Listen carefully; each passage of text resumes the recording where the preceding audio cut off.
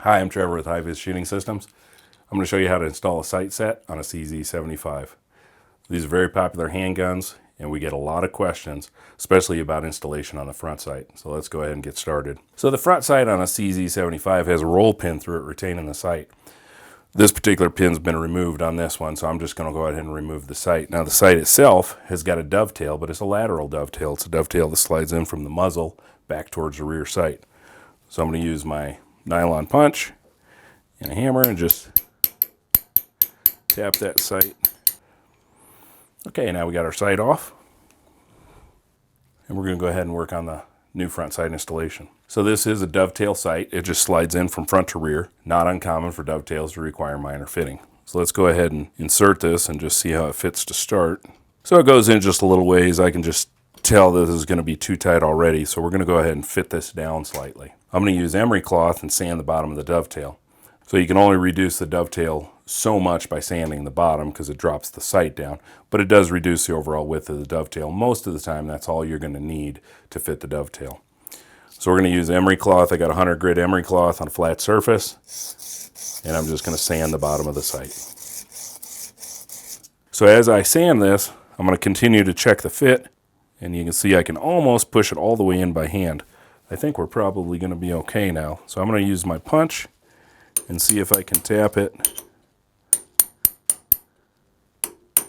Now I have the front sight seated. Now let's talk a little bit about what the pin does and how these are actually retained in a CZ. So if we look at the front of the slide, we see a bushing that's pressed into the slide. That's your barrel bushing. Now this pin that goes through here actually intersects both the barrel bushing and the sight. So this sits halfway between the bottom of the sight and the top of the barrel bushing.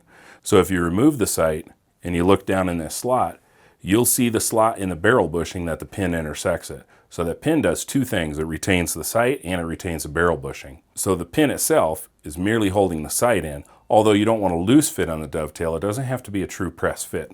So now we have to make clearance for that pin through the sight. So unlike a lot of pin sights where the pin is actually a hole drilled completely through the sight itself, this pin goes through essentially what's going to be a slot in the bottom of the front sight. So what we need to do is get that slot in the sight. So if you were to look through this hole right here, you'll see the flat part of the sight, then you'll see the half circle where the pin intersects the barrel bushing.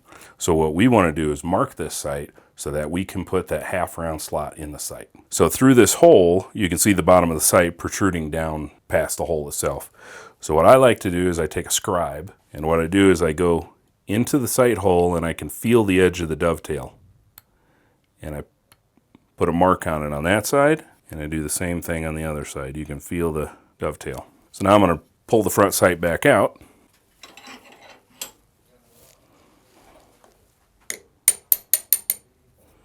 So it might be a little difficult for people to see, but I have a small mark right here and a small mark right here where I've marked the dovetail on both sides through the hole. I've put just a little bit of a notch in there with the scribe. So what I want to do is connect those two lines across the bottom of the sight and put in a half round notch. So let's go ahead and do that. All right, I'm going to clamp my sight in the vise. So I have vise jaws here that have a rubber lining on them, but leather works great as well. You can also use thick cardboard, and you don't have to clamp down on the sight extremely hard. Of course, these are rubber, so it looks like I'm clamping a lot harder than I might be, but just enough to hold that sight. So I have some needle files here. This is a 3-corner needle file, and what I'm going to attempt to do is make a small notch on the first line that I made, then a small notch on the second line, and then connect those two lines with a small groove. Okay, I got a small groove right across both lines. The reason I mark the sight on both sides when it's in the slide is so that I can ensure that that line is straight across and covers the hole or lines up with the hole on both sides. Now that I've made a groove across the sight with the triangle file, I'm going to move to a round file. And what we're going to end up with is a half round slot in there. Now the depth of this slot is not super critical. If you make it too deep, that's just more clearance for the top of the pin. The pin just holds that sight, and if you got the groove in such a manner that the sight could move slightly back and forth just a little bit, that's generally not going to be a problem. You don't want it substantially oversized or the sight may migrate forward or backwards. So now that we got that, we're going to go ahead and just slowly and carefully, and trying to keep it straight with the sight, start to enlarge this groove into a half round notch.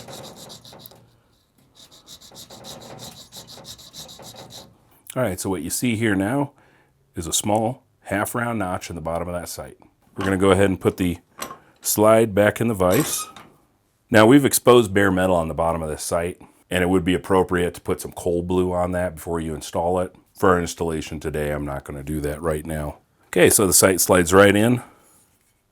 Nice fit, front to back. I can push it out by hand, which is perfectly fine, but it's not loose.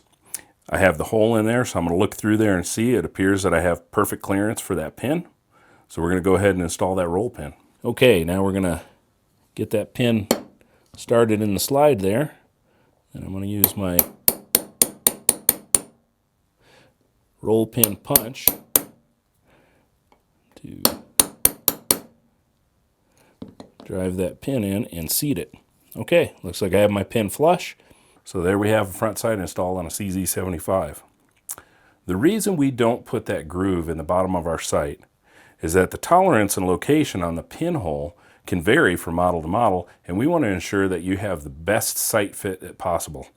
So not putting that in there allows you to fit that pin notch exactly where you need it to be on your particular firearm. Now we're going to go ahead and remove the rear sight, and we're going to install a new one. We got a lock screw holding the rear sight down, so we're going to go ahead and unloosen that. Then we're going to drift this sight out. So we can get our rear sight, and again, this is a dovetail sight, so most likely we're going to have to do some minor fitting. But let's go ahead and check the fit first.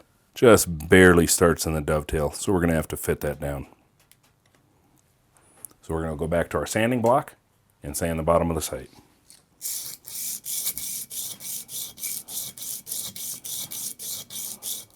I like to turn the sight around as I'm sanding it every few strokes, because most likely I'm putting different pressure on the front or rear of the sight as I'm sanding it. So if I turn it around, that'll help me ensure that I keep it flat. Okay, so we're going to go ahead and check the fit in the slide. All right, it's pushing in. Let's see if we can drift it in place now. Looks like it's going to go right in place. So I'm going to center my rear sight now. I'm going to use a dial indicator, and I'm going to measure from the flat side of the slide to the side of the sight, and I'm going to do that on both sides, and then move it to center. You can also use a pair of calipers to measure this distance and set that. Okay, looks like we have it centered.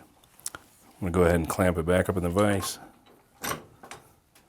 And now we can go ahead and lock down our set screw. And there we have a front and rear fiber optic sight set installed on CZ75. This is our Lightwave model, which comes with interchangeable fibers, red, green, and white, both front and rear. You can interchange them, remove them, replace them, reuse them. It's a unique feature of high-vis sights. This is going to be a great upgrade, help your shooting, make you a better shooter. Check them out at highvissights.com.